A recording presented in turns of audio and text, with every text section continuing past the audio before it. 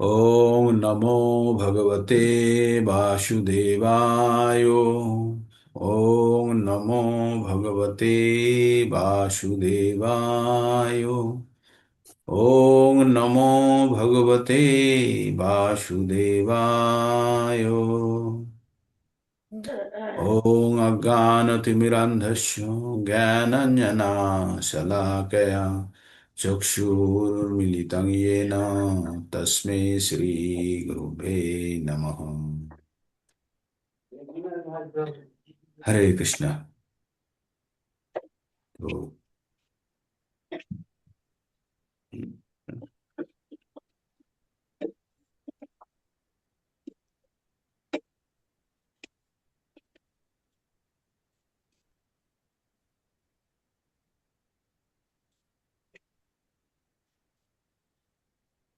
তো আমরা প্রতিদিনের ন্যায় ভগবদ গীতা ভগবানের মুখনিসৃত বাণী আমরা পঠন করার চেষ্টা করব, চেষ্টা করি। তো আমরা সকলে আপনারা অনেক মন দিয়ে শ্রবণ করেন এবং পঠন করি আমরা। তো ভগবদ গীতা আমরা এই পর্যন্ত যেখানে গিয়ে পৌঁছেছি সেটা হচ্ছে আমাদের ভগবদ গীতার মূল অংশে ধীরে ধীরে প্রবেশ করছি। এতক্ষণ পর্যন্ত আমরা যেটা পড়েছি 1 নম্বর অধ্যায়ে সেটি হচ্ছে আমরা পড়েছি সূচনা স্বরূপ। সূচনা স্বরূপ আমরা পড়েছি। এবার আমরা ভগবানের মুখনিসৃত বাণী ভগবদ গীতাকে বলি, তাই ভগবানের মুখনিসৃত বাণী আমরা শ্রবণ করার জন্য 2 নম্বর অধ্যায়ের মধ্যে প্রবেশ করেছি। এবার 2 নম্বর অধ্যায়ে প্রবেশ করার সঙ্গে সঙ্গে তার আগে আমরা কি পড়েছি জাস্ট 1 মিনিটের রিকাপ। যুদ্ধক্ষেত্রে অর্জুন মনে তার বিষাদ হয়েছে, তার যুদ্ধ করার ইচ্ছা নেই।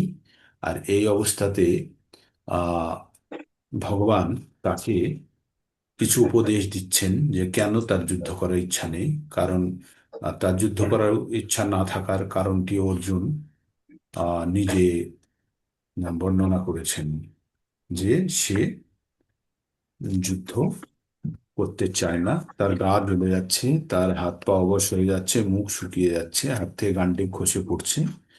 সে এতজনকে হত্যা করে রাজ্য সুখ ভোগ করতে চায় না। তাই তাই অর্জুন যুদ্ধ করতে অনীহা প্রকাশ করছেন, অনীহা প্রকাশ করছে। তো এমতো অবস্থায় ভগবান অর্জুনকে আহ শান্ত করার জন্য বা তার স্বধর্মে ফিরে আসার জন্য তাকে উপদেশ দিচ্ছেন। অর্জুনের ধর্ম কি? অর্জুনের ধর্ম হচ্ছে অর্জুন ক্ষত্রিয়। আর ক্ষত্রিয় ধর্ম হচ্ছে আহ ক্ষত্রিয়র কয়েকটি গুণ আছে আমাদের জানতে হবে। তেজ ক্ষমা ধীতির দাক্ষং যুদ্ধে চ পলায়নম দানম ঈশ্বর ভাবশ্চ ক্ষাত্রং কর্ম স্বভাবজম। যেমন আমাদের ব্রাহ্মণের আমাদের কতগুলো কর্ম আছেন: সম দম তপো শৌচম ক্ষান্তির আর্জবম জ্ঞান বিজ্ঞান ও আস্তিক্যম ব্রহ্মকর্ম স্বভাবজম। এগুলো হচ্ছে ব্রাহ্মণের। আর ক্ষত্রিয়র দেখো, কাজ কি? ওই হরে দেখো, কৃষ্ণ। ওই এদিকে এসো। ওই যে ওই ওই ঘরে দেখো, ওই জালদার ওখানে ওই নিচে ওই যে ডিমের খোসা থাকে, যেটা ওর ও মিউট করুন প্রভুজি। হরে কৃষ্ণ। তো আর ক্ষত্রিয়র কাজ কি? ক্ষত্রিয় কাজ হচ্ছে তেজ ও ক্ষমা ধীতে, মানে তেজ পরাক্রম থাকবে, ক্ষমা থাকবে, ধৈর্য থাকবে, দক্ষতা থাকবে, আর থাকবে দানম, দান করার প্রবৃত্তি থাকবে, আর থাকবে ঈশ্বর ভাবস্য, ঈশ্বরের প্রতি তার ভক্তি থাকবে। এগুলো হচ্ছে ক্ষত্রিয়র কাজ। আর যুদ্ধে চ অপলায়নম, যুদ্ধ থেকে পালাবে না। তো অর্জুন যে আহ অহিংসা, অক্রোধ, এই সব গুণগুলি অর্জুনের মধ্যে চলে এসছে, সেগুলো থেকে তাকে পরিষ্কার করার জন্য ভগবান তাকে জ্ঞান দেবেন। আমরা 2 নম্বর অধ্যায়ে প্রবেশ করেছি। 2 নম্বরে 1 থেকে আমরা 8টা 9টা শ্লোক পড়ে ফেলেছি। শ্লোকগুলির এখন আর আমরা বিশ্লেষণ করব না। 1 থেকে 9 পর্যন্ত যেগুলো পড়েছি, শুনতে পাচ্ছেন আপনারা? শুনতে পাচ্ছি প্রভু। হরে কৃষ্ণা। শোনা যাচ্ছে প্রভু, বলুন। হ্যাঁ। তো আমরা যেগুলো পড়ে ফেলেছি সেগুলো আমরা কি করব, আমরা জাস্ট একবার পড়ে চলে যাব উপর দিয়ে। হ্যাঁ, একবার শুধু আমরা পড়ে চলে যাব। আর মানেটাও ভুলে যাব আপনাদের, সেই জন্য যাতে তাজা থাকে, স্মরণ শক্তিটা তাজা থাকে। তো 1 নম্বরে অর্জুন গান্ডিব রেখে সে রথের পুরে বসে গেল। রথের পুরে বসে যাওয়ার পরে তার ভগবান তাকে সেকেন্ড চ্যাপ্টার শুরু হচ্ছে, কিন্তু ভগবদ গীতাতে তো এমন নয় যে প্রথম চ্যাপ্টার শেষ হলো দ্বিতীয় চ্যাপ্টার শুরু হচ্ছে, এইভাবে তো কিছু হয়নি। ঘটনাটা কন্টিনিউয়াস চলছে। এটাকে বোঝার সুবিধার জন্য আলাদা আলাদা ভাগে ভাগ করা হয়েছে। তো এবার দ্বিতীয় অধ্যায়ে, প্রথম অধ্যায়ে অর্জুন গান্ডীব রেখে দিল, দেখে দিয়ে বলল আমি যুদ্ধ করব না, বা তার মনোবৃত্তি এমন ভাবে প্রকাশ করলো যে আমি যুদ্ধ করব না। এটাই অর্জুন মুখে বলল না, কিন্তু শারীরিক অঙ্গভঙ্গি দিয়ে ব্যক্ত করলো। এবার সঞ্জয় আহ ধৃতরাষ্ট্রকে এবার বলছে তারপরে কি হলো, আমরা যেমন গল্প বলি না তারপরে কি হলো, এবার সঞ্জয়ের বক্তব্য বলছে। তং তথা কৃপায়াবিষ্টম অশ্রুপূর্ণ কুলেক্ষণম বিষীদন্তমিদম বাক্যম উবাচ মধুসূদন। তং তথা কৃপায়াবিষ্টম অশ্রুপূর্ণ কুলেক্ষণম বিষীদন্তমিদম বাক্যম উবাচ মধুসূদনঃ। সঞ্জয় বললেন, অর্জুনকে এভাবে করুণার্দ্র ও ব্যাকুল ও অশ্রুসিক্ত দেখে মধুসূদন শ্রীকৃষ্ণ এই কথাগুলি বললেন। কি কথাগুলি বললেন এবার শুনবো। শ্রী ভগবান উবাচ কুতস্তাকস্মিলমিদম বিষমে সমুপস্থিতম অনার্যো জুষ্টমসর্গম অকীর্তি কর্মার্জুন। শ্রীভগবানুবাচ কুতস্তকস্মিলমিদं বিষমে সমুপস্থিতम् অনার্যजुष्टमसर्गम् অকীর্তি কর্মার্জুন। পরমেশ্বর ভগবান বললেন, প্রিয় অর্জুন, এই ঘোর সংকটকালে অনার্যের মতো এই সমস্ত কলুষতা কিভাবে তোমার মধ্যে এলো? জীবনের মূল্যবোধ সম্বন্ধে জ্ঞাত মানুষের পক্ষে এই সমস্ত একদমই শোভনীয় নয়। তা তোমাকে ঊর্ধ্বলোকে উন্নীত করবে না, পক্ষান্তরে অপযশ প্রদান করবে। তো এইভাবে ভগবান অর্জুনকে একটু বকেই বললেন। তারপরে ভগবান আরো বললেন। এবার অর্জুনের আসল জায়গাতে ঘা দিয়ে ভগবান বলছেন, ক্লৈবং মাস্মাগম পার্থ নৈতত্তপদ্যতে ক্ষুদ্রম হৃদয়ং দুর্বলং ত্বক্তা উত্তিষ্ঠ পরন্তপ। ক্লৈবং মাস্মাগম পার্থ নৈতত্তপদ্যতে ক্ষুদ্রম হৃদয় দুর্বলং ত্বক্তা উত্তিষ্ঠ পরন্তপ। হে পার্থ, এই হানিকর ক্লিব্যের বশবর্তী হও না। ক্লিব্য মানে হচ্ছে নপুংসতা, হ্যাঁ? এই ধরনের আচরণ তোমার পক্ষে একদম অনুচিত। হে পরন্তপ, হৃদয়ের এই ক্ষুদ্র দুর্বলতা পরিত্যাগ করে তুমি উঠে দাঁড়াও। কারণ অর্জুন তো বসে গেছে। তো তারপরে এবার অর্জুন তার নিজের কথাগুলি এবার বলছে, তার মনের মধ্যে যে কষ্টের জায়গাগুলো আছে সেটি ভগবানকে ব্যক্ত করছে। কথম ভীষ্মমহং সাংখ্যে, কথং ভীষ্মমহং ভীষ্মম অহং সাংখ্যে দ্রোণং চ মধুসূদন ঈশ্বভিপতি যৎস্যামি পূজার্হর পূজার্হর হরিষূদন। কথং ভীষ্মহং সাংখ্যে দ্রোণং চ মধুসূদন ঈশ্বভিপতি যৎস্যামি পূজার্হর হরিষূদন। অর্জুন বললেন, হে মধুসূদন, হে অরুসূদন, এই যুদ্ধক্ষেত্রে ভীষ্ম ও দ্রোণাচার্যের মতো পরম পূজনীয় ব্যক্তিদের কেমন করে আমি বাণের দ্বারা প্রত্যাঘাত করব? কালকে একটা প্রশ্ন এসে গেছিল যে অরিসূদন মানে শত্রুহন্তাই, আর মধুসূদন মানে মধু নামক দৈত্যকে। আমি এক জায়গায় শুনেছিলাম অরিসূদন এবং মধুসূদন যেহেতু দুটো, অরিসূদন বললেই কিন্তু মধুসূদনও তার মধ্যে চলে আসে যদি শত্রুহন্তা হিসাবে নেওয়া হয়। কিন্তু দুটো পৃথকভাবে বলা হয়েছে, যদিও এগুলো সব বিশেষণ, অরিসূদন মধুসূদন। তো আমরা সামগ্রিকভাবে এইভাবেই জানবো যে শত্রুহন্তা এবং মধুসূদন, মধু নামক দৈত্যকে হত্যাকারী এবং শত্রুহন্তা হিসাবে জানবো। হুম। এবার 5 নম্বর শ্লোকে একটু আমাদের লয় পাল্টে যাচ্ছে।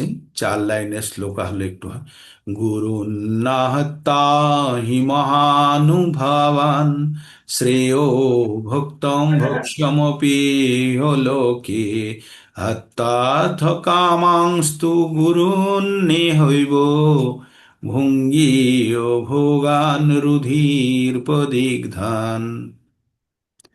অর্জুনই বলছে কিন্তু কথাগুলো এখনো অর্জুনই বলে যাচ্ছে, গুরু না হত্যা হি মহানুভাবান শ্রেয় ভোক্তুম ভক্ষ্যমপি লোকে হত্যার্থ কামাংস্তু গুরুন্নিহৈব ভুঙ্গি ও ভোগান রুধির প্রদিগ্ধান।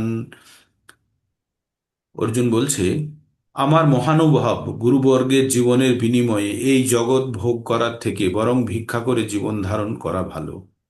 তারা পার্থিব বস্তুর অভিলাষী হলেও আমার গুরুজন, তাদের হত্যা করা হলে যুদ্ধলব্ধ সমস্ত ভোগ্য বস্তু তাদের রক্তে সিক্ত হবে, অর্থাৎ ভেজা হবে। তারপরে এবার অর্জুন আরো বলছে, না চৈতদ্বিদমু কতরন্ন গরীয় যত বা জয়েম যদি বা না জয়েয়ু জানেব হত্যা না জিজীবিষামাস তেহ অবস্থিতা প্রমুখে ধৃতরাষ্ট্রা না চৈতদ বিদ্মো কতরন্ন গরীয় যত বা জয়েম যদি বা না জয়েয়ু জানেব হত্যা না জিজীবিষামাস তেহ অবস্থিতা প্রমুখে ধৃতরাষ্ট্রা।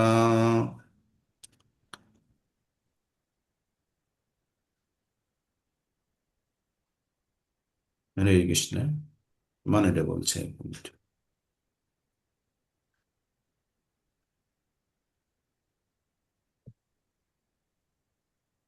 হরে কৃষ্ণ।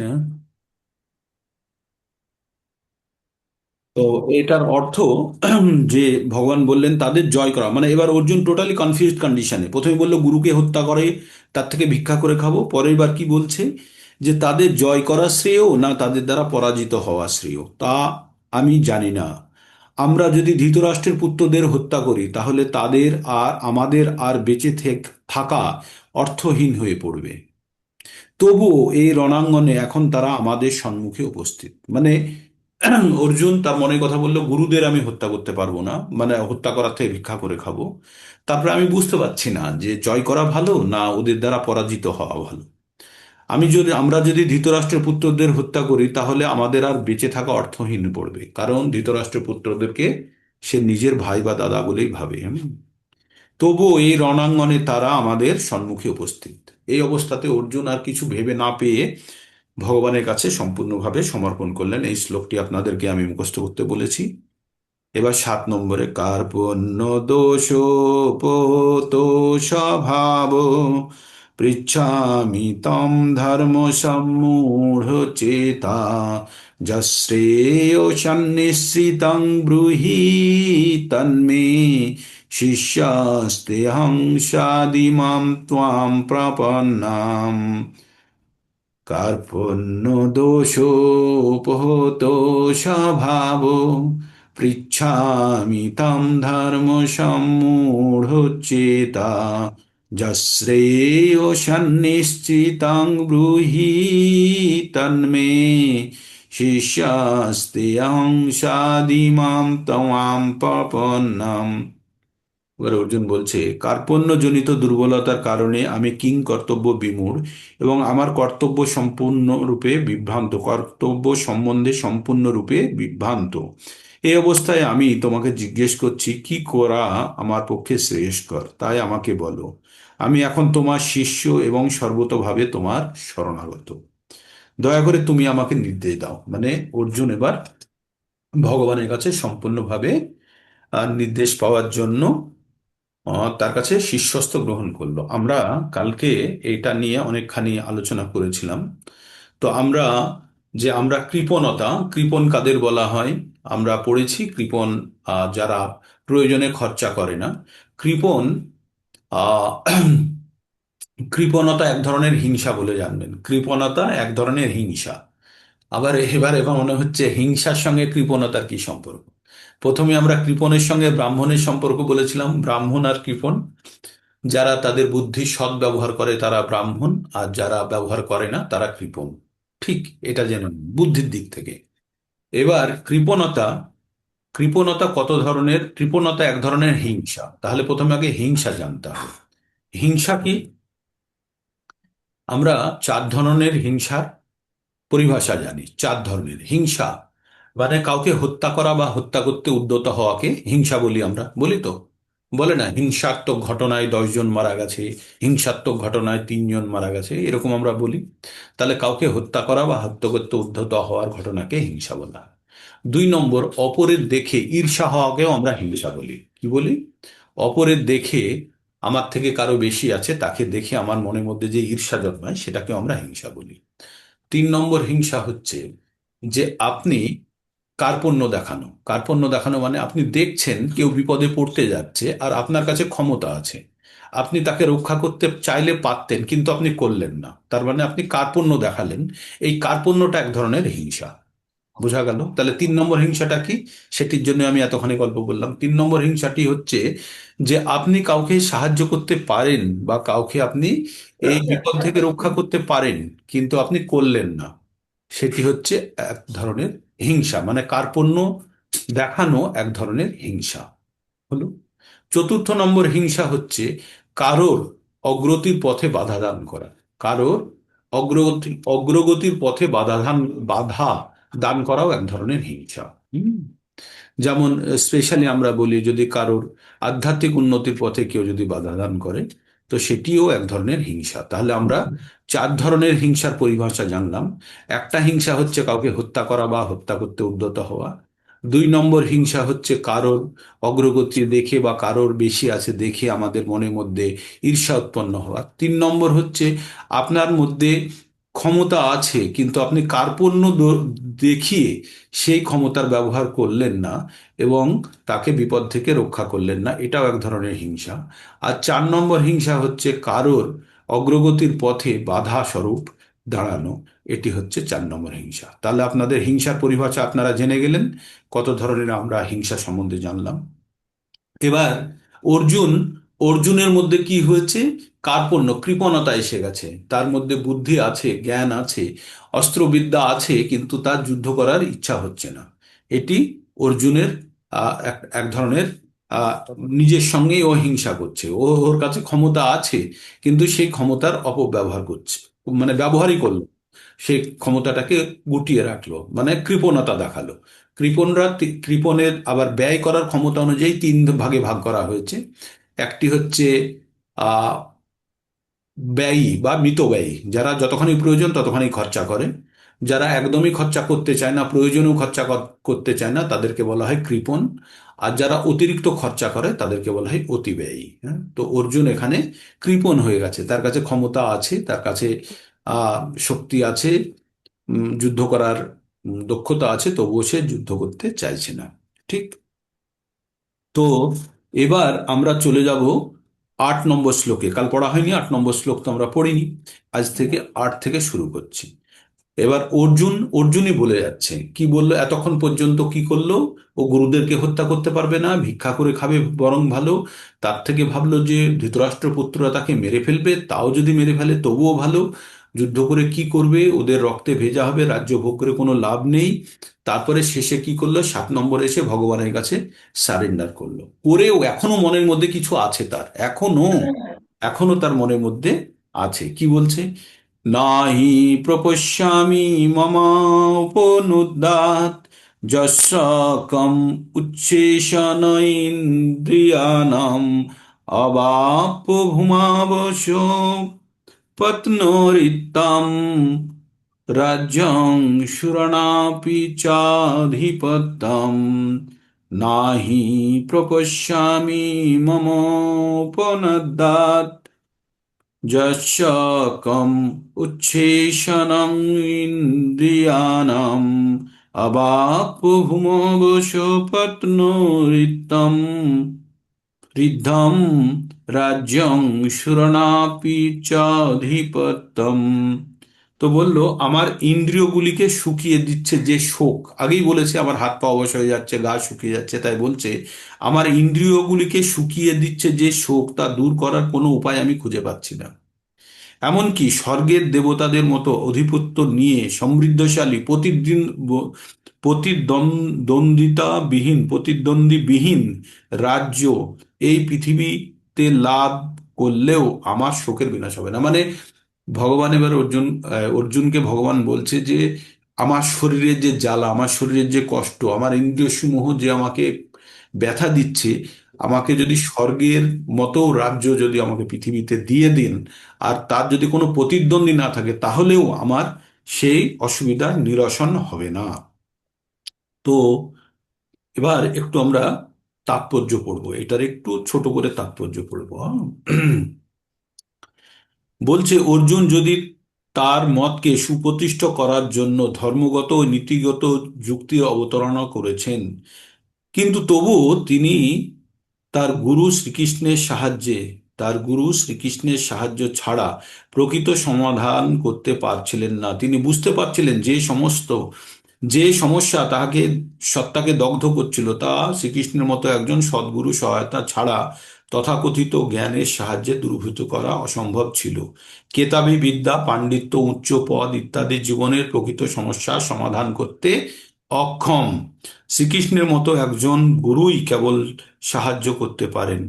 তাই সিদ্ধান্ত হচ্ছে সর্বতোভাবে কৃষ্ণ ভাবনাময় গুরুই সদ্গুরু, কেননা তিনি কেবল পারেন জীবনের সমস্ত সমস্যার সমাধান করতে। চৈতন্য মহাপ্রভু বলেছেন, যিনি কৃষ্ণ তত্ত্ববেত্তা, তার সামাজিক পরিচয় যাই হোক না কেন, তিনি প্রকৃত গুরু।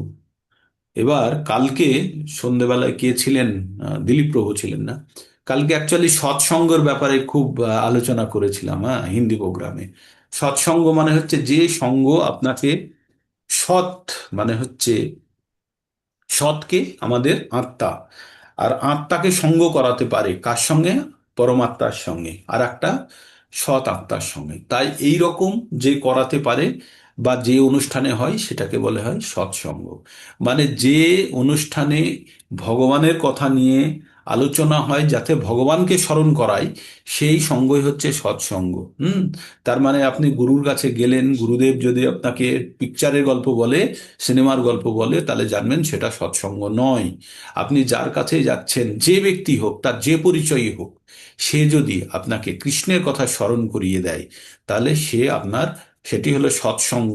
আর প্রকৃত অর্থে তার চালনা দ্বারা যদি আপনি ভগবানকে স্মরণ করে ভগবানের আধ্যাত্মিকতার দিকে অগ্রসর হতে পারেন, তাহলে তিনি হচ্ছে আপনার গুরু। তাই বলছে যে অর্জুন যে অবস্থায় ছিল, তাকে এই রকম কঠিন পরিস্থিতি থেকে বার করার জন্য তার কাছে একজন প্রকৃত সদ্গুরুর প্রয়োজন ছিল। এবার সদ্গুরু কে হতে পারে?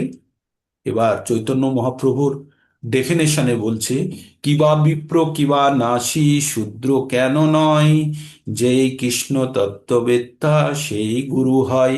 তার মানে গুরু হওয়ার জন্য কোনো বিশেষ পদ লাগে না। তার জন্য বিপ্র মানে হচ্ছে ব্রাহ্মণ হতে হবে না, নাসি মানে সন্ন্যাসী হতে হবে না, শূদ্র কেন নয়, শূদ্রও হতে পারে। যে কৃষ্ণ তত্ত্ববেত্তা, যে কৃষ্ণকে জানে, সেই গুরু হতে পারে। ঠিক। আর একটি আমাদের আইনস্টাইন একটা ফর্মুলা দিয়েছে ইংরেজিতে, হ্যাঁ। তো ফর্মুলাটা এই: the level at which the problem is created can not be resolved of the same level of interaction. আর বলছে the level at which the problem is created cannot be resolved from the same level of understanding। মানে কথাটা হলো, যে অবস্থাতে সমস্যা শুরু হয়েছে সেই অবস্থা থেকে সমাধান খুঁজে বার করা কঠিন। একটি উচ্চতর অবস্থান থেকে সেটিকে দেখার প্রয়োজন বা তার সমাধান খোঁজার প্রয়োজন। যেমন দুই সন্তান নিজেদের মধ্যে ঝগড়া করছে, সেই সন্তানকে আর দুজনে নিজেদের মধ্যে মীমাংসা করা খুব সম্ভাবনা কম। সেক্ষেত্রে একজন উচ্চতর ব্যক্তি, বাবা বা বড় দাদা, এসে সেই ঝগড়া মেটাতে পারে, তাই না? যেমন আজকাল দুনিয়ামে সব জায়গাতে যুদ্ধ হচ্ছে, কিন্তু যদি কেউ বেশি শক্তিশালী বেশি এসে যদি দুজনকে থামতে বলে তবেই থামবে, না হলে থামবে না, তাই না? রাস্তাতে ঝগড়া মারামারি হয়, কিন্তু একজন বেশি শক্তিশালী মানুষ এসে দুজনকে ছাড়িয়ে দিতে পারে, বা দুজনকে ভয় দেখালে থেমে যেতে পারে। কিন্তু কমজোর লোকেরা বললে তাকেই দুঘা লাগিয়ে দেবে, তাই তো? তাহলে আমাদের জানতে হবে, আমাদের মনের মধ্যে যখন কোনো শঙ্কা উৎপন্ন হয়, সেটা মনের থেকে নিরসন হবে না। আমি এই জন্যই বললাম, আমাদের মনের মধ্যে কোনো কারণে শঙ্কা উৎপন্ন হলে সেই শঙ্কা মনের মধ্যে নিজের থেকে নিরসন হবে না। একটি উচ্চতর ব্যক্তির সেখানে ইন্টারভেনশন লাগবে, মানে সেখানে একজন উচ্চতর ব্যক্তি, মানে উচ্চ ভাবনা শক্তি সম্পন্ন কোনো ব্যক্তি, যতক্ষণ না ওই ভাবনার পরে কোনো ধরনের পরিবর্তন ঘটাচ্ছে, এটা পরিবর্তন ঘটবে না। তাহলে উচ্চতর ভাবনা সম্পন্ন ব্যক্তিকে কোনো গ্রন্থের লেখক হতে পারে, আপনি কোনো রেডিও থেকে কোনো শব্দ শুনতে পারেন, টিভি থেকে শুনতে পারেন, বাট নিজের থেকে নিজেই সলিউশন বার করে সহজে আপনাকে সমাধান এনে দিতে পারবে না। তাই অন্য লেভেল অফ থিঙ্কিং আনতে হবে, অন্য ভাবনা চিন্তার স্তর আনতে হবে। তবেই সেখান থেকে আমরা কিন্তু আমাদের নিজের যে মনের মধ্যে যে আহ সমস্যাগুলো বা জমায়িত সমস্যা, সেগুলো দূর হবে। সেই জন্যই আমাদেরকে সদ্গুরুর আশ্রয় নিতে হয়, বা সদ্গুরুকে, যে গুরু আমাদের ভগবান স্মরণ করাবে সেই আমাদের সদ্গুরু। আর সদ্গুরুর কিছু বৈশিষ্ট্য আছে, আপনারা যারা আইডিসি করেছেন তারা জানেন সদ্গুরু কি কি বৈশিষ্ট্য থাকবে। তবে গুরুর প্রধান বৈশিষ্ট্য হচ্ছে সে ভগবানের কথাই বলবে, আর কোনো কথা নয়। সৎ গুরু যে হবে, সে সৎ মানে আত্মা আত্মা সম্বন্ধেরই আপনাকে জ্ঞান দেবে, যেটি যেটি আমাদের প্রয়োজন, সেই হচ্ছে সদ্গুরু। আরো আছে, তদ্বিদ্ধি প্রণিপাতেন প্রণিপস্নেন সেবায়া উপদিশ খান্তিতে জ্ঞানং জ্ঞানিনাম তত্ত্বদর্শিনাম। তত্ত্বদর্শী গুরুর কাছে আমাদেরকে যদি জ্ঞান অর্জন করতে হয়, তাকে গিয়ে তাকে সেবা করতে হবে, সেবা করে তাকে সন্তুষ্ট করতে হবে, করে তারপরে বিনয়ী নম্র হয়ে তার কাছে আধ্যাত্মিক প্রশ্ন করতে হবে, এবং সে কৃপা করে, তখন সন্তুষ্ট হলে সে কৃপা করে তার উত্তর দেবে। এটাই হচ্ছে জ্ঞান লাভের পদ্ধতি। তো আমরা এখান থেকে আমরা কি জানলাম? তাহলে অর্জুনের মানসিক অবস্থা কোথায় গিয়ে, মানে সারেন্ডার করার পরেও আরো কিছু কথা বলে ফেলছে, তাই না? তার মনের মধ্যে এখনো কিছু আছে, সেজন্য ভগবান অপেক্ষা করছে। এইবার 9 নম্বরে গিয়ে এবার সঞ্জয় বলছে, মানে অর্জুন এবার যত মনের মধ্যে জমা ছিল সব ব্যক্ত করে দিয়েছে। এবার সঞ্জয় ধৃতরাষ্ট্রকে এবার বলছে, কি বলছে?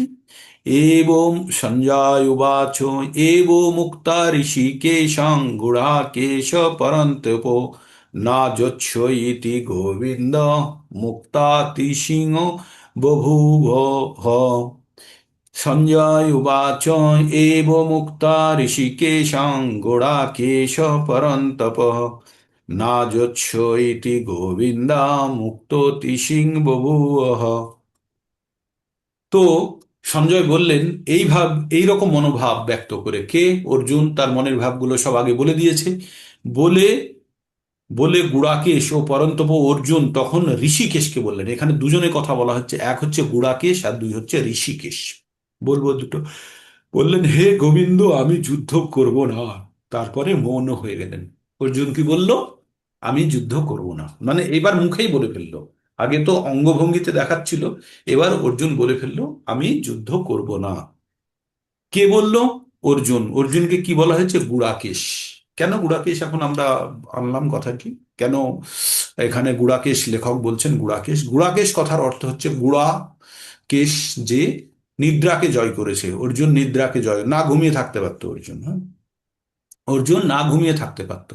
তাহলে যে ব্যক্তি নিদ্রাকে জয় করেছে, যে ব্যক্তি এত বড় যোদ্ধা বীর, সে নিদ্রা পর্যন্ত জয় করে বসে আছে, সে এবার বলছে আমি যুদ্ধ করব না, কারণ তার অঙ্গ প্রত্যঙ্গ জ্বলে যাচ্ছে, সেই ইন্দ্রিয় তাকে শোক এনে দিচ্ছে। সেই অর্জুন, যে অর্জুন এমনকি নিদ্রাকে পর্যন্ত জয় করেছে যুদ্ধে হারিয়ে। হুম। আর কাকে বলছে এই কথাগুলো? ঋষিকেশ। ঋষিকেশকে ঋষিকেশ হচ্ছে আমাদের ইন্দ্রিয়ের দেবতা। ইন্দ্রিয় সমূহ, আমাদের ইন্দ্রিয়গুলো কি কি? চক্ষু, কর্ণ, নাসিকা, জিহ্বা, ত্বক, হাত, পা, মুখ আর পায়ু আর উপস্থ, এই যে 10টি ইন্দ্রিয় আর একটি হচ্ছে অন্তরিন্দ্রিয় মন। এই 11 জনের রাজাকে ঋষিকেশ অর্থাৎ ভগবান। তাহলে আমাদের যাবতীয় জ্ঞানেন্দ্রিয়, কর্মেন্দ্রিয়, অন্তরেন্দ্রিয় সবগুলোর রাজা হচ্ছে ভগবান। এইবার ভগবান ভগবান আমাদের এখানে কি কি নাম? ঋষিকেশ। তাহলে অর্জুনের কি জ্বালিয়ে দিচ্ছে? তার অঙ্গ প্রত্যঙ্গকে জ্বালিয়ে দিচ্ছে। অর্জুনের কাকে জ্বালাচ্ছে? তার ইন্দ্রিয় সমূহ তাকে কষ্টের অনুভূতি এনে দিচ্ছে। তাই ইন্দ্রিয় সমূহর কষ্ট থেকে দূর করবে কে? গোবিন্দ। গোবিন্দ কথার অর্থ কি এখানে? এই শ্লোকটির মধ্যে তিন রকমের কথা বলা, তিন ভাবে ভগবানকে দুই ভাবে সম্বোধন করা হয়েছে, অর্জুনকে একভাবে, আর প্রত্যেকটার সঙ্গে সম্পর্কযুক্ত। গোবিন্দ, গো অর্থাৎ ইন্দ্রিয়, বিন্দ মানে আনন্দ প্রদান করে। তাহলে এখানে ঋষিকেশ যে ইন্দ্রিয়ের স্বামী, সে আমাদেরকে আনন্দ প্রদান করে কার মাধ্যমে? ইন্দ্রিয়র মাধ্যমে। কিন্তু গুড়াকেশ যে অর্জুন, যে নিদ্রাকে পর্যন্ত জয় করেছে, তার ইন্দ্রিয় চলে যাচ্ছে। মানে চারটে জিনিস বুঝুন। ঋষিকেশ হচ্ছে ভগবান, ইন্দ্রিয়ের দেবতা। ইন্দ্রিয় সমূহের মানে অধীশ্বর, দেবতা বলবো না, অধীশ্বর ইন্দ্রিয় সমূহের। অর্জুনের অর্জুন কাকে জয় করেছে? নিদ্রাকে জয় করেছে। এবার অর্জুন কিসের জন্য কষ্ট পাচ্ছে? তার ইন্দ্রিয় সমূহ দিয়ে সে অনুভূতিগুলো আসছে, কষ্টের অনুভূতি। তাহলে সেই কষ্টের অনুভূতি কে দূর করতে পারে? গোবিন্দ। গোবিন্দ মানে কে? যে ইন্দ্রিয়কে আনন্দ দিতে পারে, তাই তো? তাই বলছে, এই বলে অর্জুন তার স্বর গান্ডীব রেখে দিয়ে বসে গেল এবং মৌন হয়ে গেল, মানে কথা বলা বন্ধ করে দিল, যে আমি আজ যুদ্ধ করব না। বুঝতে পারলেন এই জায়গাটাকে? এই যে নামের ঋষিকেশ, গুড়াকেশ, গোবিন্দ, এই নামগুলো বলার মাহাত্ম্য কি? হুম, হরে কৃষ্ণ।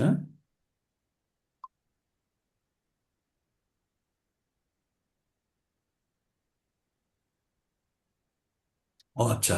তো তাহলে এইভাবে গুড়াকেশকে, গুড়াকেশ ঋষিকেশকে এই কথাগুলি বলল। এবার গোবিন্দ কিভাবে আনন্দ প্রদান করে সেটা এবার আমাদের জানার বিষয়।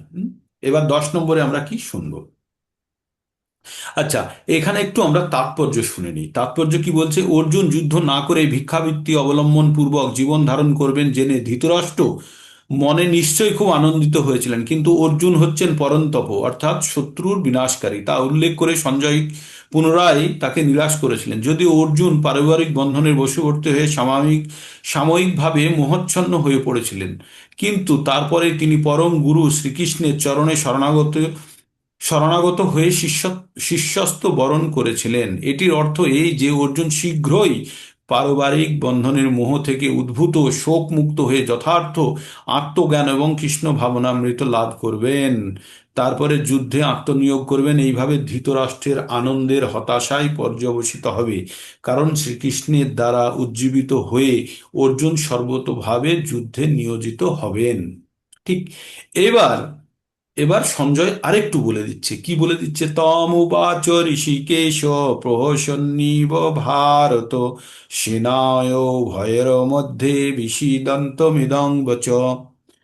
তম উবাচ ঋষিকেশ প্রহসন্নিব ভারত সেনায় ভয়ের মধ্যে বিষিদন্তমিদং বচ। তো এবার হে ভারত সেই সময় স্মিত হেসে, হ্যাঁ, প্রহসন, আমরা একটু একটু হেসে নিই না, একটু মুচকি হেসে ভগবান কি বললেন? ঋষিকেশ এবার ভগবান বললেন কোথায়? উভয় সেনার মাঝখানেই তো রথটি রাখা আছে, সেখানেই বললেন, বিষাদগ্রস্ত অর্জুনকে এই কথাগুলি বললেন। এইবার আমাদের শুরু হচ্ছে অ্যাকচুয়াল ভগবদ গীতার জ্ঞান। হ্যাঁ, অ্যাকচুয়াল ভগবদ গীতার জ্ঞান শুরু হচ্ছে 11 নম্বর শ্লোক থেকে। ভগবান প্রকৃত জ্ঞান দিতে শুরু করছেন। এখনো পর্যন্ত জ্ঞানের কথা বলেনি। এই প্রথম 11 নম্বর থেকে 30 নম্বর শ্লোক পর্যন্ত আমরা ভগবানের আত্মা সম্বন্ধে ভগবান জ্ঞান দেবেন। তো এবার আপনারা সব টাইট হয়ে বসুন, সিট বেল্ট লাগিয়ে নিন। এবার গাড়ি এবার চলবে, আপনাদের ভগবদ গীতার প্রকৃত জ্ঞানের মধ্যে প্রবেশ করছেন। যদিও আমরা অনেক আলোচনা করে নিয়েছি ভগবদ গীতার জ্ঞান, কিন্তু প্রকৃত জ্ঞান ভগবানের মুখ থেকে আমরা প্রথমবার শুনবো। শ্রী ভগবান উবাচ অসচ্চানন্য শোচস্তং প্রজ্ঞাবাদাংশ ভাসসে গতাশুনো অগতাশুয়োশ্চ নান্নু শোচন্তি পণ্ডিতাঃ অসচ্ছন্নন্ন শোচস্তং প্রজ্ঞাবাদাংশ ভাসসে গতাশুনো গতাশুনোশ্চ নান্নু শোচন্তি পণ্ডিতাঃ। এখানে ভগবান কি কি কথা বললেন? পরমেশ্বর ভগবান বললেন, তুমি প্রজ্ঞবাদাংশে ভাসসে, কথাতে তো খুব জ্ঞানী ব্যক্তির মতো কথা বলছো। অর্জুনকে একটু ঠুকে বলল ভগবান, বলল তুমি প্রাজ্ঞের মতো কথা বলছো, মানে জ্ঞানীদের মতো কথা বলছো, অথচ তুমি জানো না কি বিষয়ে শোক করা উচিত আর কি বিষয়ে শোক করা উচিত নয়। যারা যথার্থ পণ্ডিত তারা কোনো জীবিত বা মৃত কারোর জন্যই শোক করেন না। নাও ঠেলা এবার। ভগবান কি বলল? যারা প্রকৃত পণ্ডিত তারা জীবিত বা মৃত ব্যক্তির জন্য কখনো শোক করে না। তার মানে কি বলতে চাইলেন? জীবিত আর মৃত ব্যক্তির মধ্যে কি কোনো পার্থক্য নেই? এখানে কি কোনো শোকের জায়গা নেই? আছে। কিন্তু তাহলে ভগবান অর্জুনকে এই কথাগুলি ঠুকে কেন বললেন যে তুমি বিদ্বানের মতো কথা বলছো অথচ তুমি জানো না কিসের জন্য শোক করা উচিত আর করা উচিত নয়? আর যারা যারা পণ্ডিত, তুমি নিজেকে পণ্ডিত প্রাজ্ঞ বিদ্বান ভাবছো, যারা পণ্ডিত তারা কখনো জীবিত বা মৃত কারোর জন্য শোক করেন না। এবার জীবিত আর মৃতর আমরা সংজ্ঞা জানতে শুরু করবো এরপর থেকে, তাই না? তো এই কথা বলার মাধ্যমে ভগবান কি কি জিনিসের ইঙ্গিত দিয়ে দিলেন? এক হচ্ছে পণ্ডিত কারা, হুম। দুই নম্বর হচ্ছে যে মৃত আর জীবিতর মধ্যে পার্থক্য কি। এই দুটো ভগবান এবার এখানে জানা যাবে, ঠিক। ভগবান অবিলম্বে আচার্যের ভূমিকা অবলম্বন করলেন। এই যে অর্জুন যে সারেন্ডার করে ভগবানের কাছে শরণাগতি লাভ করলো, এবার ভগবান পুরো টেক ওভার করে নিয়েছে। নিয়ে কি করলো? ভগবান বললেন যে ভগবান এবার আচার্যের ভূমিকা, মানে যে জ্ঞান দিতে পারে, ভূমিকা গ্রহণ করলেন। করে অর্জুনকে বললেন, মহামূর্খ, পণ্ডিতরা কখনো মৃত বা জীবিত বস্তুর জন্য কখনো আফসোস করে না, আর তুমি করছো, তার মানে তুমি মহামূর্খ। ভগবান, তুমি প্রাজ্ঞের মতো কথা বলছো, তুমি জানো না প্রকৃত জ্ঞানী যিনি দেহ আর আত্মা কি এ কোনো অবস্থাতেই জীবিত বা মৃতর জন্য শোক করে না। পরবর্তী অধ্যায়গুলিতে ব্যাখ্যা করা হয়েছে প্রকৃত জ্ঞান হচ্ছে সেই জ্ঞান যা জড় এবং চেতনের মধ্যে পার্থক্য নিরূপণ করে, উভয়ের পরম নিয়ন্তা ভগবান সম্বন্ধে অবগত করে। এবার প্রকৃত জ্ঞান হচ্ছে যারা যারা দেহ এবং আত্মার মধ্যে পার্থক্য জানে এবং ভগবানের সঙ্গে সম্পর্ক জানে। তাহলে জ্ঞান কি? জ্ঞান হচ্ছে আত্মা এবং দেহর মধ্যে পার্থক্য জানা এবং প্রকৃত জ্ঞান যে ভগবানের সঙ্গে সম্পর্ক কি সেটি জানা, এটি হচ্ছে প্রকৃত জ্ঞান। তাহলে প্রকৃত জ্ঞান হচ্ছে আত্মা দেহর মধ্যে পার্থক্য আর ভগবান সম্বন্ধে জানা এবং ভগবানের সঙ্গে আমাদের সম্পর্ক। এই জিনিসটা যারা জানে সে যেটা এই বিষয়টি হচ্ছে প্রকৃত জ্ঞানের বিষয়। হুম। তো অর্জুন যুক্তি দেখিয়েছিল যে রাজনৈতিক সামাজিক প্রয়োজনীয়তা তার ধর্মীয় নৈতিকতাকে অধিক গুরুত্ব প্রদান করা উচিত। রাজনৈতিক সামাজিক প্রয়োজনীয়তা থেকে ধর্মিক নৈতিকতার অধিক গুরুত্ব প্রদান করা উচিত। মানে অর্জুনের ধর্ম ভুলে গেছিল, ভুলে গিয়ে ও বাকি জিনিসের জন্য ও বয়ে যাচ্ছিল। তাই বলছে যে অর্জুন যুক্তি দেখিয়েছিলেন রাজনৈতিক ও সামাজিক প্রয়োজনীয়তা থেকে তার ধর্মীয় নৈতিকতাকে অধিক গুরুত্ব প্রদান করা উচিত। কিন্তু তিনি জানতেন না যে জড় আত্মা ভগবত সম্বন্ধীয় জ্ঞান ধর্মীয় বিধিনিষেধের থেকে অধিক গুরুত্বপূর্ণ। আর যেহেতু সেই জ্ঞান ছিল না, তাই পণ্ডিতের ভূমিকায় অবতীর্ণ হওয়া ছিল অনুচিত। যেহেতু তিনি পরম জ্ঞানের অধিকারী ছিলেন না, তাই অসচ্য বিষয়ে শোক করছিলেন, মানে যে বিষয়ে শোক করা উচিত নয় সে বিষয়ে শোক করছিলেন। জড় দেহের জন্ম হয়, কোনো এক সময় তা বিনাশ সাধন হয়, তাই জড় দেহটি আত্মার মতো গুরুত্বপূর্ণ নয়। এ বিষয়ে অবগত অবগত তিনি প্রকৃত জ্ঞানী এবং কোনো অবস্থাতে দেহ এবং জড় দেহের জন্য শোক করে না। তো এখান থেকে এবার আমাদের জড় দেহ সম্বন্ধে, দেহকে বারবার জড় বলা হচ্ছে। জড় বলা হচ্ছে কেন? কারণ এই দেহ এই দেহ থেকে আমাদের শোক উৎপন্ন হচ্ছে। কি জন্য? এই দেহকে আমরা সবকিছু ভাবছি বলে। তাই যারা ভাবছে দেহ নষ্ট হয়ে গেলে সবকিছু নষ্ট হয়ে যাবে, কিছুই নষ্ট হবে না। আত্মা আমাদের এখনো ইনট্যাক্ট, আত্মা ঠিক জায়গাতেই আছে। তাই এবার ভগবান অর্জুনকে আরেকটু সামনে টেনে নিয়ে চলে যাচ্ছে। এতক্ষণ বললো যারা পণ্ডিত তারা মৃত বা জীবিতর জন্য কখনোই শোক করে না। এবার ভগবান বলছে, এবার এমন একটি কথা বলবে অর্জুন আরেও আবার অর্জুনের পায়ের তলে মাটি খসে যাবে। কি বলছে? নাত্তবাহং জাতু নাশং নাত্ত নেমে জনাধিপা না চৈব না ভবিষ্যামো সর্বে বয়মত পরাম। নাত্তবাহং জাতু নাশং নাত্ত নেমে জনাধিপা না চৈব না ভবিষ্যামো সর্বে বয়মত পরম। বললেন, হে অর্জুন, এমন সময় ছিল না যে এই রাজারা ছিল না, তুমি ছিলে না বা আমি ছিলাম না। আর ভবিষ্যতেও এমন কখনো সময় হবে না যে কখনো আমরা আমরা অস্তিত্বহীন হব না। মানে ভগবান কি বলল যে অতীতে এমন কোনো সময় ছিল না যখন তুমি ছিলে না, আমি ছিলাম না বা রাজারা ছিল না, বা বর্তমানে আমরা আছি, আবার ভবিষ্যতেও আমরা থাকব। এই আবার কি কথা বললেন ভগবান অর্জুনকে, যে আমরা অতীতে ছিলাম, বর্তমানে আছি এবং ভবিষ্যতে থাকব। তাহলে যে মৃত্যুগুলো কি, এবার অর্জুনের মধ্যে আরো কঠিনভাবে, মানে এবার বা অর্জুনের মনের মধ্যে একদম মানে যাচ্ছে তাই ভাবে এবার জল ফুটতে শুরু করেছে। কি যে আমরা আমরা ছিলাম না, আমরা ছিলাম, আছি, আবার থাকবো, তাহলে আমরা তো মরে যাই। তাহলে আমরা কোথায় চলে যাই? তাহলে কি আমরা থাকি না? তাই অর্জুনের মধ্যে একটা গভীর প্রশ্ন তৈরি করে দিয়েছে ভগবান। তাহলে কে থাকে? থাকেটাকে? সেই প্রশ্নের নিরাকরণ করানোর জন্য অর্জুনকে এই সাসপেন্স দিয়ে দিল যে তুমি অতীতে ছিলে, বর্তমানে আছো এবং ভবিষ্যতে থাকবে। তাহলে কে থাকবে? সেই কথা বলার জন্য ভগবান এইবার একটি পরম বাণ ছাড়লেন। বাণটি কি? আপনাদেরকে এই শ্লোকটি মুখস্থ করতে হবে, 13 নম্বর 13 নম্বর শ্লোকটি মুখস্থ করতে হবে। ভগবান কি বললেন? দেহিনস্মিন যথা দেহে কৌমারং যৌবনং জরা তথা দেহান্তর প্রাপ্তির ধীরস্তত্ত্ব নামৈহতি।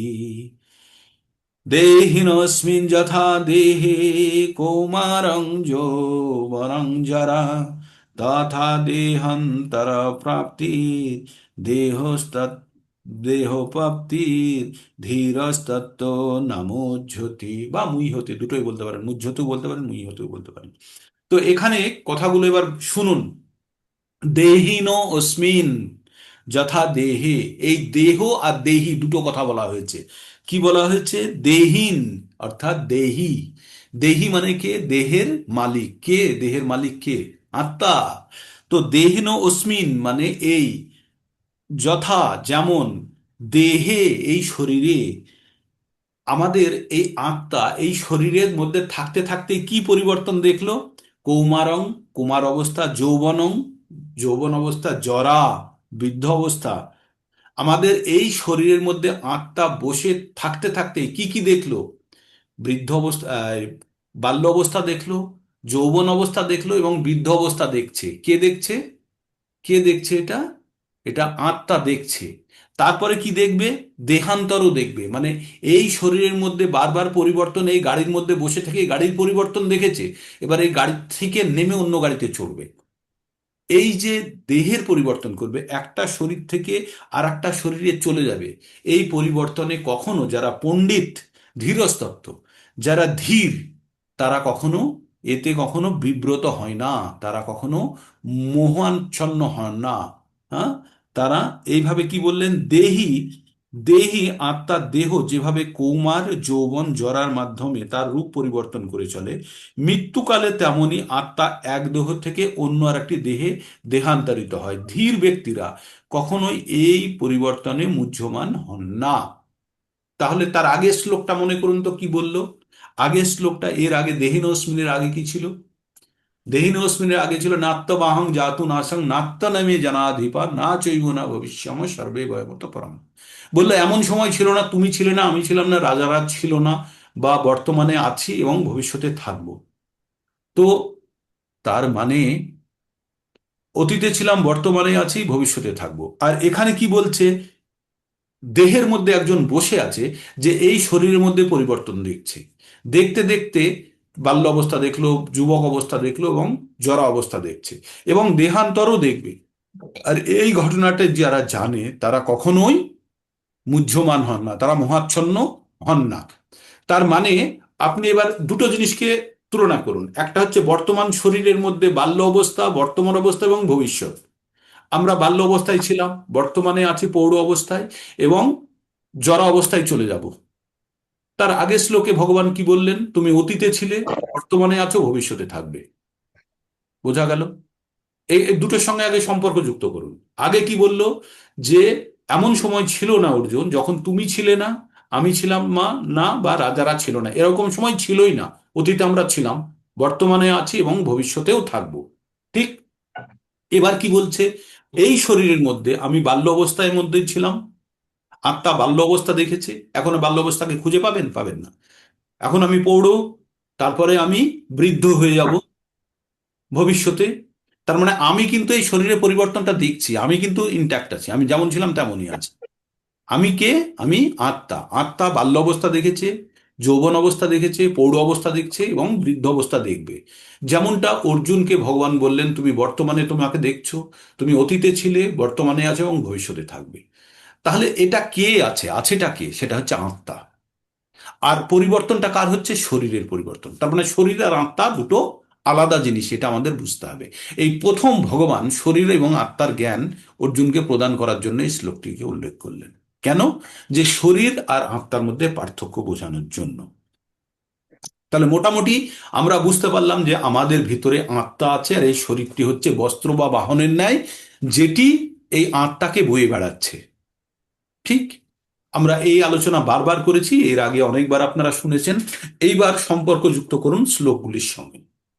তাই বলছে যারা বুদ্ধিমান ব্যক্তি, তারা আত্মা যখন দেহ পরিবর্তন করে তখন তারা মোহাচ্ছন্ন হন না, তারা এতে বিব্রত হন না, তারা শোক করে না। কখন? যখন শরীর দেহ ত্যাগ করে। তাই অর্জুনকে বলছে, অর্জুন তুমি যেটার জন্য মন খারাপ করছো সেটা শরীরের জন্য। শরীর চলে গেলেও আত্মার কিছু হয় না, আর আমাদের প্রকৃত পরিচয় কি? আমরা আত্মা। তাহলে আত্মার যদি কিছু না হয় তাহলে তুমি কার জন্য শোক করছো? তাই প্রথম শ্লোকে কি বললো?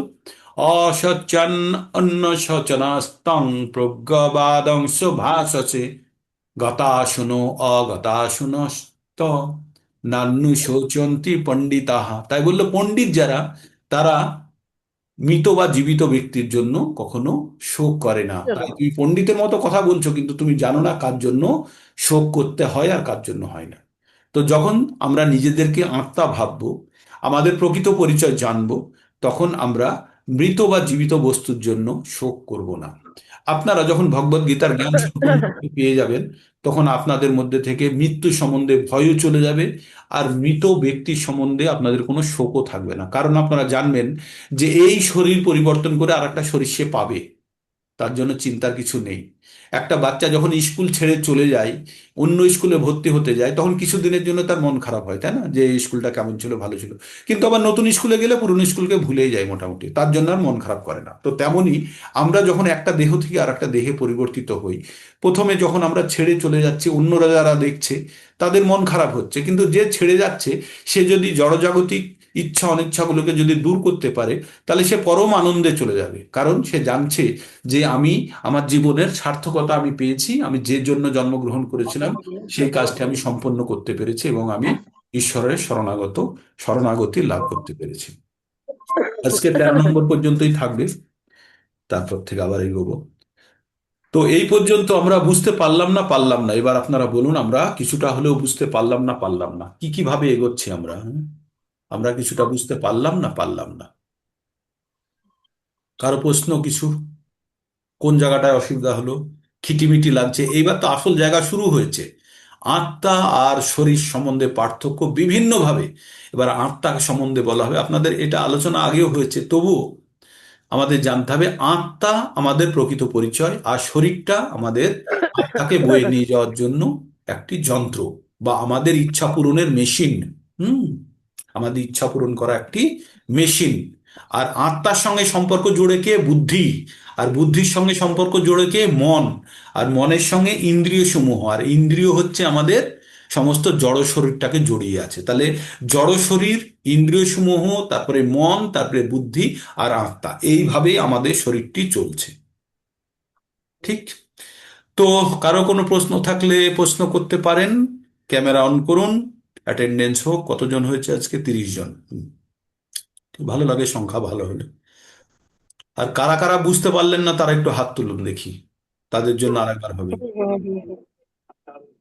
মাঝে 31 জন হয়েছিল প্রভু। হ্যাঁ, মাঝে 31 জন হয়েছিল, একজন হয়েছিল। আচ্ছা, ঠিক আছে, হবে একটু। কে বুঝতে পারলেন না এবার? কে বুঝতে পারলেন না? কে বুঝতে পারেননি এবার বলুন, কে বুঝতে পারলেন না বাবা কোন জায়গাতে? হ্যাঁ, একটা চেন রাখবেন আর একটা বড় জবা কত? ওরে বাবা, আরো দাম হয়ে গেল। তাহলে এটা করা যায়। কে কে বুঝতে পারলেন না? সবাই বুঝতে পেরেছেন? বুঝুন। বুঝতে পারলেই তো হবে। আমরা তো চাই সবাই আমরা এই জিনিসটা শিখতে পারি। হ্যাঁ, ক্যামেরা আর অন হবে না কারোর? যাদের হয়েছে হয়ে গেছে ক্যামেরা অন। একটা স্ন্যাপশট নেব। হুম। হরে কৃষ্ণা, হরে কৃষ্ণা, কৃষ্ণ কৃষ্ণ, হরে হরে, হরে রাম, রাম রাম, হরে হরে, হরে কৃষ্ণ, হরে কৃষ্ণ। আর ছোট পরিবারই সুখের পরিবার না। বেশি অনর্থক লোক জড়ো করে তো লাভ নেই। যারা শুনতে চাই বা না, বা শুধু অ্যাটেন্ডেন্সের জন্য যদি কেউ এসে থাকে তাহলে তো লাভ নেই। বরং আমাদের ছোট কম আছে, সবাই সবাইকে চিনবো এবং বুঝতেও পারবো যে কতখানি আমরা বুঝতে পারছি, কতখানি বুঝতে পারছি না, তাই না? আর কারো কিছু বলার আছে? কেউ কিছু বলেননি আপনারা? কারো কিছু বলার যদি থাকে বলুন, না হলে আমরা শেষ করি। হুম। কারো কিছু বলার নেই?